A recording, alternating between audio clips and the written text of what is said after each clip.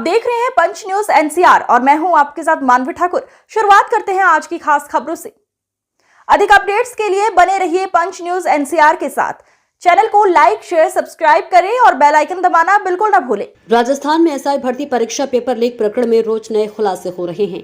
बीते रविवार को ही एसओजी की स्पेशल टीम ने ट्रेनी सब इंस्पेक्टर सगे भाई बहन को गिरफ्तार किया था।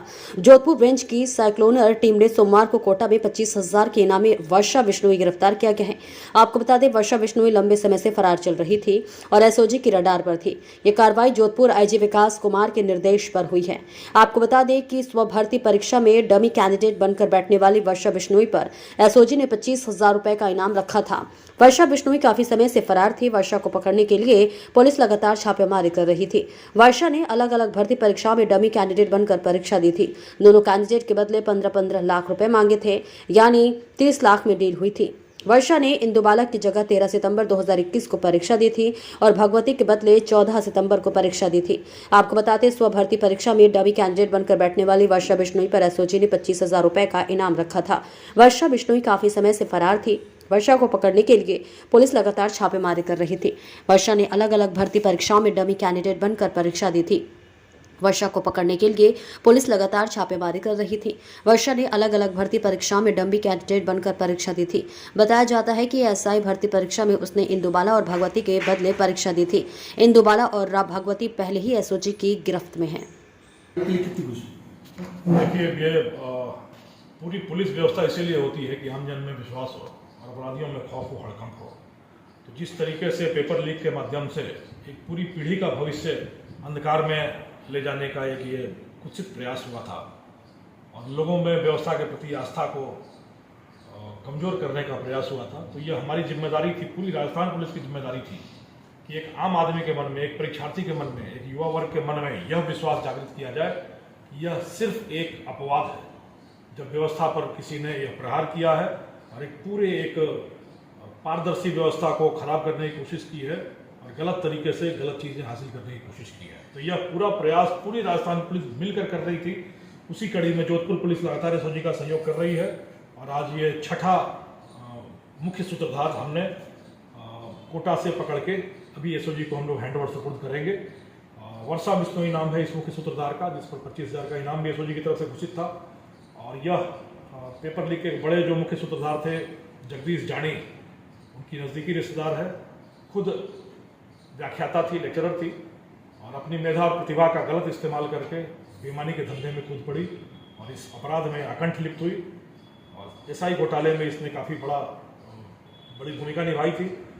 और हैरत की बात यह थी कि कई मुख्य सूत्रधार पकड़े गए। उन्होंने जोधपुर की साइक्लोनर टीम ने ही पहले 5 मुख्य सूत्रधार पकड़ कर दिए थे और आज ये छठा सूत्रधार पकड़ कर दिया है। तो ये पिछले 6 महीने से इनाम घोषित होने के बाद भी लगातार पुलिस की आंखों में धूल झोंककर, चकमा देकर, गच्चा देकर फरार रहने में कामयाब थी। आपकी टीम में किस तरीके से काम करे, कौन कौन टीम के अंदर शामिल था, कैसे कोटा पहुंचे, एक एक को पेंगेज बन के कहाँ कैसे किस उस तक पहुंचे कैसे? वो साइक्लोनर सेल की कार्यशैली से आप लोग अवगत हो चुके हो कि किस तरीके से हम लोग बिल्कुल पेशेवर तरीके से काम करते हैं।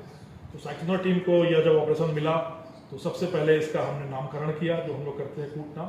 इस ऑपरेशन का नाम दिया हमने डॉक्टर फिक्सिट। डॉक्टर फिक्सिट इसलिए नाम दिया गया कि फिक्सिट एक ऐसा केमिकल है, जब कहीं दीवार में या कहीं छत में लीकेज होता है बारिश से, तो उसको इस्तेमाल करके लीकेज रोका जाता है। यह लीकेज कांड से संबंधित थी, उसका खुद का नाम वर्षा था, तो इसलिए इस ऑपरेशन का नाम हमने डॉक्टर फिक्सिट रखा था। तो डॉक्टर फिक्सिट अभियान चलाया गया करीब 3 महीने पहले। यह बहुत शातिर थी, इसने अपने सारे मानवीय संपर्क सूत्र तोड़ रखे थे। सांचौर की रहने वाली थी, वहाँ के लोगों से भी संपर्क में नहीं थी और तकनीकी रूप में जो सामान्य प्रोटोकॉल है, सामान्य नवाचार है, उनका इस्तेमाल नहीं करती थी। सामान्य फ़ोन या सामान्य बातचीत बिल्कुल नहीं करती थी। अत्याधुनिक ऐप्स का इस्तेमाल करके जिनका पकड़ना मुश्किल होता है, उसके माध्यम से गाहे बगाहे कभी कभार ये किसी न किसी के संपर्क में आती थी। पर कहते हैं कानून के हाथ बहुत लंबे हैं, आप देर तक भाग सकते हो, दूर तक भाग सकते हो, बट कब तक भागोगे? हम तो भगाने के लिए ही हैं। तो पीछा करते करते यह सांचौर में रही, जोधपुर में रही, जयपुर में रही और फाइनली इसको लगा कि सबसे मुफीद जगह ये है, क्योंकि देखने में ये एक बिल्कुल स्टूडेंट की तरह दिखती है। तो कोटा के जवाहर नगर क्षेत्र में जाकर ये पेइंग गेस्ट बनकर एक फर्जी कागजात के आधार पर, फर्जी आधार कार्ड को लेकर ये वहाँ पर आराम से बिश्नोई ही है जो वहाँ रह रही है। एक आखिर से उसके बाद जो पुस्तक मिली, पुस्तक पढ़ रही थी, उसके पीछे क्या उसका लगता है उद्देश्य क्या होगा? देखिए, अपराधियों के साथ हमेशा होता है कि या तो अपराध के मार्ग पे, अपराध के दलदल में घुस गए तो फिर लगातार अपराध करना है। और कई बार ऐसा होता है कि अपराध करने के बाद आपका मन होता है कि शायद मैं वापस जीवन के सही दौर में वापस आ सकूं, तो बड़ा मुश्किल होता है। आपको ध्यान होगा जब सम्मी बिश्नोई पकड़ी गई थी तो वह भी वृंदावन की कुछ गलियों में संन्यासन बनती घूम रही थी, पुजारन बनती घूम रही थी। शायद उसके मन में भी यह फीलिंग आई थी। और यह लड़की वर्षा बिश्नोई अभी the basics of human nature यह किताब पढ़ रही थी कि आदमी के मन में लोभ, पाप, लालच कैसे पैदा होता है, इसको कैसे रोका जाए, समाज में अपने शरीफ की छवि कैसे बनाई जाए, शराफत के क्या क्या सूत्र होते हैं मानव स्वभाव के। इन चीज़ों पर गहन अध्ययन कर रही थी वहाँ बैठकर कोटा में कि शायद मैं समाज में दूसरा मुखौटा लगाकर जा सकूँ, एक शरीफ बनकर जा सकूँ और शरीफ के रूप में फिर से अपना जीवन स्थापित कर सकूँ। पर कहते हैं पाप की दुनिया इतनी खराब होती है, दलदल इतना गहरा होता है, इतना जटिल होता है कि एक बार इसमें फंसने के बाद निजात मिलना बहुत मुश्किल होता है। भाग कर तो देख लिया उसने, अपनी पहचान बदल कर भी देख लिया, जीवन बदलने की कोशिश करके भी देख ली, हाथ कुछ नहीं आया, नौकरी गई, छवि गई, जीवन गया, पकड़ में भी आए। पर इस पूरी कवायद में राजस्थान पुलिस की एकजुटता सामने आती है और युवा वर्ग के प्रति यह आश्वस्ति का भाव हम सामने लाते हैं कि कोई भी एक आदमी कुछ गड़बड़ कर सकता है, एक बार गड़बड़ कर सकता है। और पूरी व्यवस्था को रैंसम पर लेने का, फिरौती पर लेने का किसी को ना कोई अधिकार है, ना किसी को यह दुस्साहस कर सकने की चेष्टा करनी चाहिए। तो आप देख सकते हैं कि बुरे काम का